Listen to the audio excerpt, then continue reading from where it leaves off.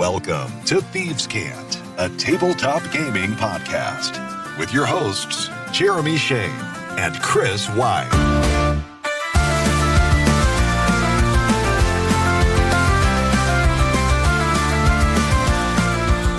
Welcome back and welcome in.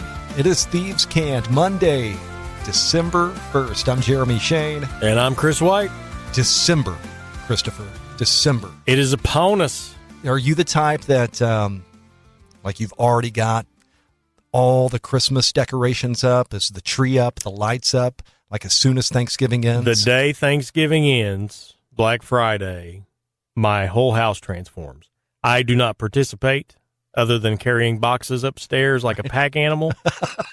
But yes, I am living in a winter wonderland. Nothing before Thanksgiving. Right. That's a hard rule. That's a hard rule. Yeah. But the day after, it's on. Yeah. My household is such that every few days, a little more Christmas appears. Oh, yeah? Yeah. Like it never really happens in one fell swoop as it should. Yeah. It's just a little at a time when you have time. And by the time Christmas actually gets here, maybe everything is up. And then it's probably going to stay up well into the new year. Oh, really? Yeah, that's just how it rocks. See, our other rules, it's like January 2nd. Right. It's all coming down and right into the gloom of winter. In today's episode, another edition of Unearthed Obscura. This one is all about a fire that just won't quit. Can't stop, won't stop. I got that fire. We've got a crowdfunding spotlight, taking a look at a sci-fi reimagining of Shadowdark, and a round of listener feedback to get to. But first up, some headlines. Let's hit the news. Chris, I figured right at the top we would lead with our own bit of news. Us? Yeah, Thieves Cant has news. Changes are a-coming. How do you improve on perfection? Well, let's just say that starting January 5th, that is the first Monday of the new year, you are going to get a new episode of Thieves Cant Monday through Friday. Wait a minute. 5 times a week we're going to get Thieves Cant? Sounds crazy, right? It's impossible. We'll see if we can deliver. That is the plan. We're going Monday through Friday starting in 2026. Plus, whenever Thieves Cant Capers is in season, you're going to get a special Saturday episode as well. Speaking of capers, do us a favor. Help us out by helping us to choose our next series in Thieves Cant Capers, our next job, as we like to call them. Next week on the show, we're going to give you our finalists. And if you've got one among those finalists that you prefer, you can let us know, and we'll move it to the top of the list. Democracy. Right? Beautiful. And if we don't get your feedback, we'll just choose. Tyranny. Yeah. And in fact, you can vote for tyranny if you choose. So we're excited to be coming to you every weekday in a bit of a new format. So more on that to come as we get closer to 2026. That's right. Exciting times. Hey, some news from the HP Lovecraft Historical Society. Chris, this is perfect. Last week we were talking analog versus digital gaming. Mm-hmm. I'm telling you, if you're an analog fan, you're going to want the Spark Devil from the HP Lovecraft Historical Society, now shipping. We've talked about this adventure, now officially available. It is a prop-intensive adventure for Call of Cthulhu. The setting is 1935 Providence. The story begins with a mysterious death of a local electrician, a death that draws investigators into a dark, mythos-tinged mystery. The deluxe box includes detailed props, handouts, maps, documents, audio drama pieces, a full-color illustrated game book. You get your pre-generated characters, and there's an official facsimile edition tome of in-game lore. Now, you could use a lot of this digitally. You could scan some of these props, right, and use them in a virtual tabletop. But there's nothing like physical props to enhance your game. You know, I was on Team Digital last week. Yeah. However, I will say these props from the HP Lovecraft Historical Society are incredible. And honestly, if you wanted to sell me to the analog side, this might be the way to do it. If you've never used them, if you've never experienced them, I would highly recommend it. They are the most realistic gaming props. It's just fun. I mean, just files of crime photos and, having the game master hand you a matchbook with a note written inside and trying to piece together what it means. And you're looking at this photograph of an airplane. What's in the background? Just all these clues that come in. It is, you feel like a detective. To be fair, it's a bit of a luxury item. Yeah. But this is, keep in mind, for the adventure, which they estimate the play time at around 12 hours. So, that could be 3 good gaming sessions, depending on how long you're going, in addition to all of those props. So it's a luxury item, but you're getting a lot of bang for your buck. Yeah. If you don't have a big group, it even supports solo or 2-player use. One keeper could run it with a single player and some NPCs. So it is set up for that style of gameplay, if that's the situation that you're in, which I feel like a lot of us are in that situation where you don't have a large dedicated group. Is there somebody making props like this for other games? Like, I haven't seen anything to this degree. I mean, some minor props, but I mean, you've got like your this. Beetle and Grimm for 5e D&D. Yeah. Obviously, a game like D&D is not as focused on like solving mysteries. I mean, this just lends itself with photographs and documents and all those things. It lends itself to it. I know, but it's just it doesn't seem like there's anything of that high a quality that I've seen for a lot of other games. And finally, last week we gave a bit of a roundup of all the new Draw Steel content that was on its way, which included neither of the 2 new releases just announced from MCDM a couple days back. There's a new class out and a new adventure. First, the Summoner class. Obviously, lets you summon hordes of undead, elementals, demons, or fairies to fight at your side. That could be fun. Then the Fall of Blackbottom is a first-level adventure for Draw Steel. It kind of reads like it's going to be a rescue mission. Ajax, the big bad of the Draw Steel default setting, apparently attacks a settlement, and you need to escort people to safety. Yeah. Of course, the town of Blackbottom, made famous by the Queen song. Blackbottom Girls, if you're familiar with that. Is that how that goes? Oh, I thought so. So those are some odds and ends in the headlines. And we are on to crowdfunding in space. All right, today's crowdfunding spotlight takes a look at DarkSpace from DMing the World Press. It is a sci-fi rules expansion for Shadowdark, adapting Shadowdark's fast, dangerous, old-school style to more of a space opera setting. It includes 20 species traits for building aliens, plus some options for androids as well. That's cool. You get 20 backgrounds, 7 archetypes. It also features triad powers, which look to be kind of like psionics. Rules for ships and space travel. And this is key, I think. It includes both sublight and faster-than-light space travel. So depending on what you're using, that's a tone setter. Yeah. Right? Well, for sure. Also rules for ship systems, ship combat, even ship character sheets. It's essentially Shadowdark in space is what you're rocking with here. Well past its $15,000 goal with 9 days left in the campaign. Obviously, lots of stretch goals have already been hit, including a 0-level introductory adventure.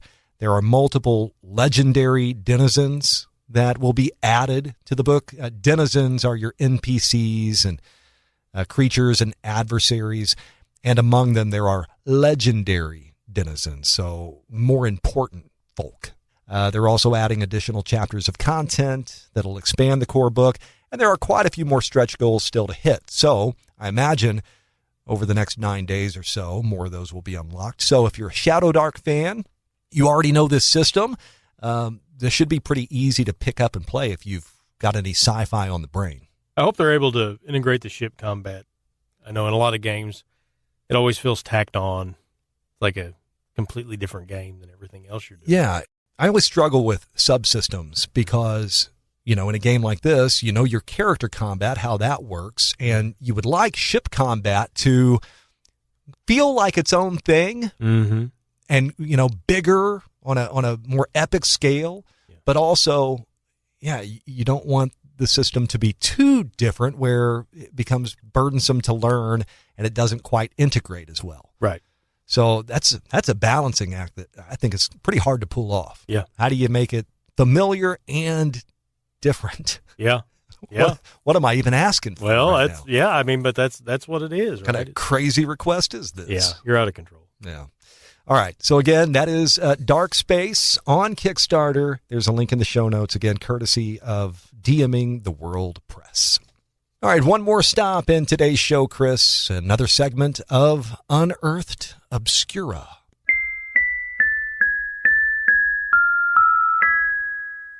Now, what is Unearthed Obscura? Well, Unearthed Obscura is a segment in which we plumb the depths of Plumbing. Yes, It's plumbing.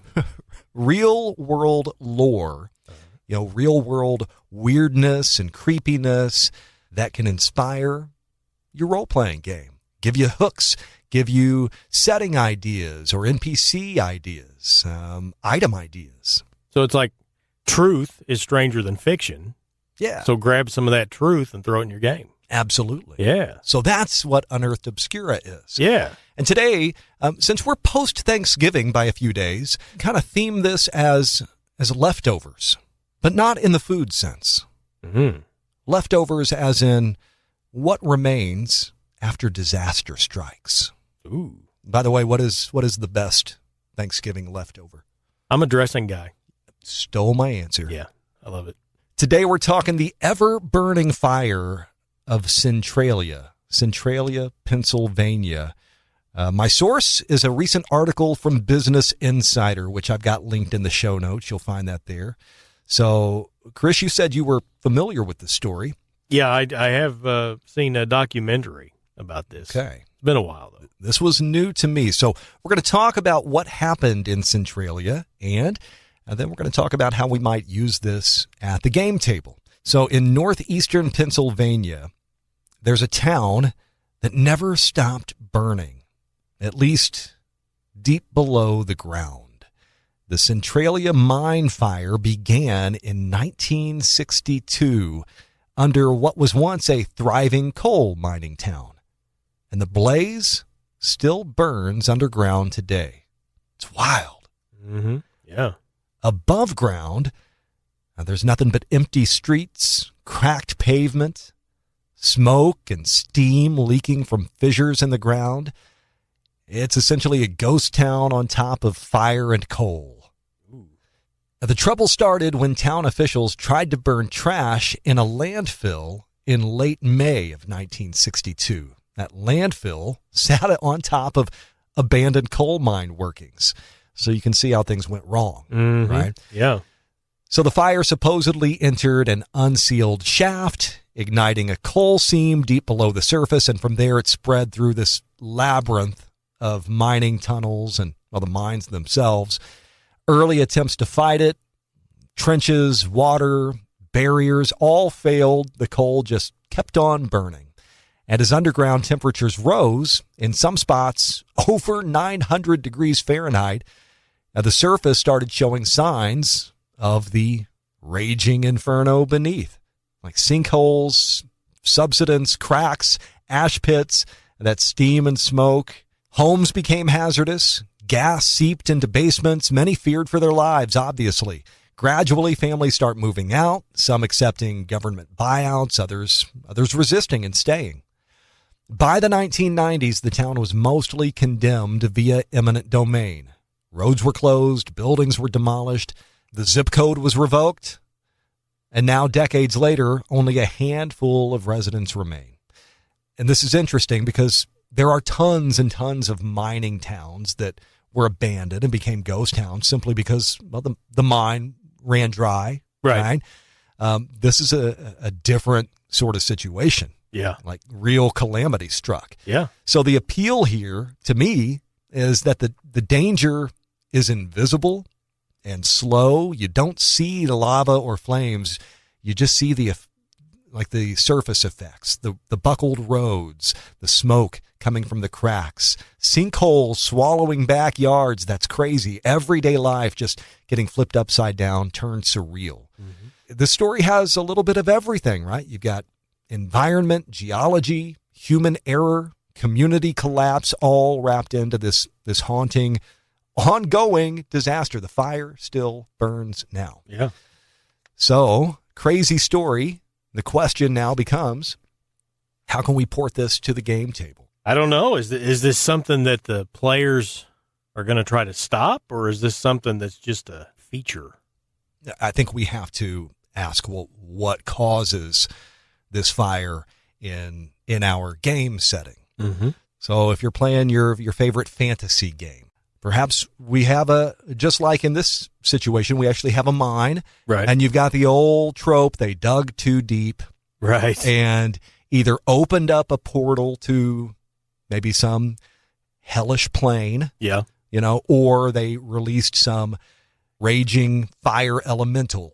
Yeah. Of some sort, or maybe some combination of the two. That's where my mind went first thing when you started talking about it. It feels like this town's cursed, though, doesn't it? Yeah, it does. It's almost like what happened in the past that made this transpire. Was the town forsaken by the gods, because of some transgression, or is there something dark in their past there, or delving too deep, or meddling with something, or they found something and they took something they shouldn't have taken, or, there's so many hooks here that you could lean into. But yeah, the idea of this fire and sinkholes and gas just belching out of the ground and all that, it sort of reeks of this is just a cursed place, it's a dead place. But is it hopeless? I mean, that's the question. Yeah. The environmental effects that you bring up, to me, that's really one of the most attractive features of this scenario. It's the signs that you can put in front of the players to indicate, you need to investigate this. Mm-hmm. I mean, maybe this is a recent occurrence. And you have to think, you ask yourself, how big is the effect? Is it just this town? Is there enough there to compel the PCs to really want to investigate? Or is this something that's just getting bigger? It's like a wildfire beneath the ground that's growing and growing, and it's starting to threaten, maybe major population areas, or maybe a beloved forest. And basically, do you need to investigate this because this appears to be ground zero? Then, I mean, that changes things quite a bit. Yeah. And there's just a few villagers reluctantly holding on to their homes in this blasted land. Yeah. And I like the idea of setting this up in such a way that the party, they're going to have to go into it. Yeah. Whatever the threat is, they're not going to be able to just lure it to the surface. Man, there are a lot of different directions you could go with this. Okay, how does this play in like a different genre? Well, like a, modern or sci-fi, investigative horror. I think that the first thing that comes to mind for me is more like a disaster on a planetary scale. Like there's a whole planet now where like the core's raging. Ooh, okay. And so you're starting to see this all over the planet. And so getting to the bottom of what's causing that, and is there any way that this planet can be saved, or do we need to start making evacuation plans? That sort of impending doom, that would play pretty powerful. I mean, something on a planetary scale. Right. And maybe it becomes a system-wide threat at that point. How crazy would it be if you're like, oh no, the colonies on Saturn are having this problem. It just started happening on Mars, and the temperatures in the oceans are rising on Earth. If you want to go big, I mean, that's a way to go big for sure. Yeah, definitely. What about in a modern sort of game? I mean, you could literally use Centralia, Pennsylvania in a Call of Cthulhu. Yeah. Game, right? Yeah.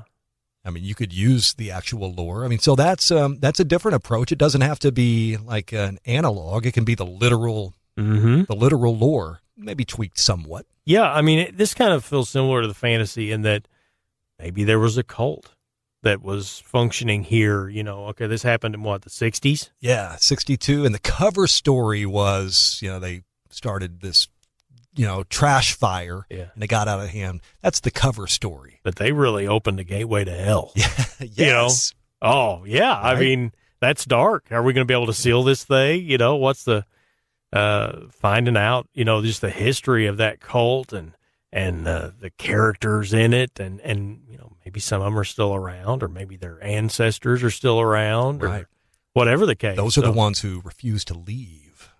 Yeah, it may be so. Right. Yeah, maybe they're still making the problem happen. Maybe they're a part of that problem. That's why it's still burning. Or maybe they hold the key to the solution. That could be fun too.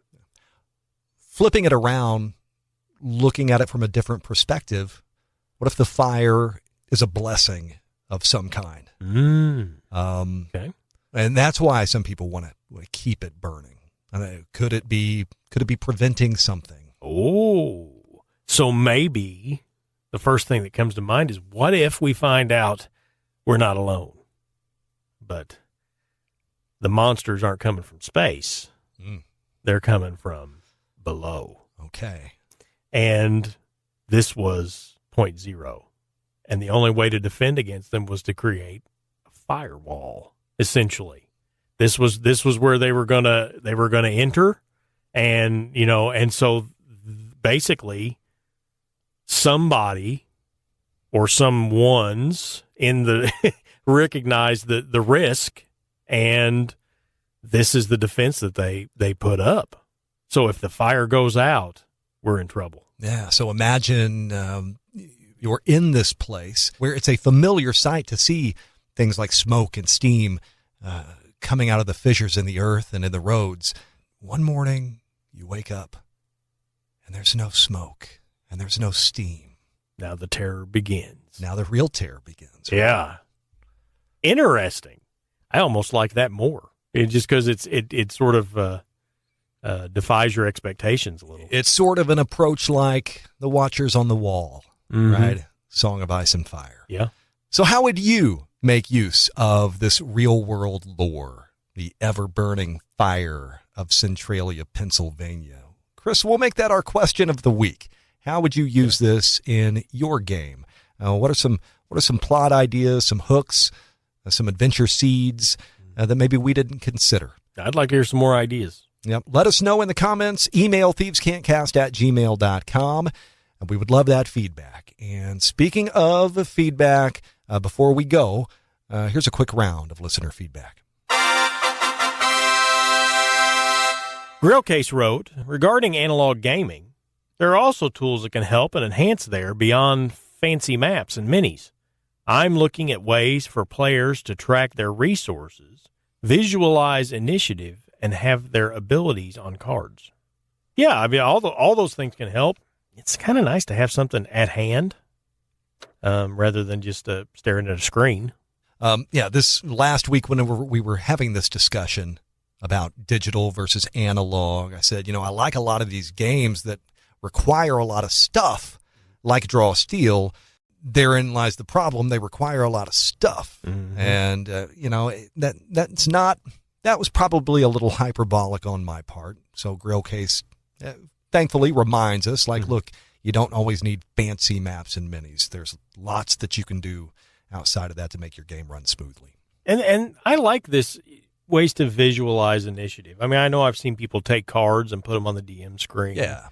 But just, something as simple as initiative, like thinking about how could we visualize that in a different way? Or, tracking resources. I know with the campaign we did in our survival Dark Sun-esque setting, I was having you all keep track of food and water. Right. You had the little paper tokens. Yep, yeah. Those were great. Yeah. So, I mean, I would like to hear more if people have more ideas about these things, like what they're doing, because I think it could be a lot of fun. Wes Lawrence says, analog all the way. But unfortunately, to play as much as I like, I have to play online with VTTs. Yeah, I mean, I get it. It's a compromise. Right. But Wes says if he has his way, it's going to be analog. As for when Wes does get to play in person, he says, we have little glass beads for people to track their heroic resources, speaking draw steel. Mm-hmm. And I have little skulls to track my malice. We also have an action card for people to turn over after they've taken their turn.